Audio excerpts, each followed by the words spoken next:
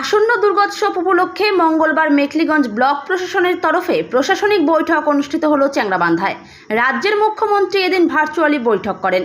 Mekhliganj BDO অফিসের হল ঘরে অনুষ্ঠিত এদিনের বৈঠকে মেখলিগঞ্জ ব্লকের BDO Arindam Mondal, SDPO Ashis P Subba, CI Abhijit Sarkar, Mekhliganj ও কুচলিবাড়ি থানার ওসি মিঠুন বিশ্বাস এবং ভাস্কর রায় প্রমুখ আলোচনা করেন।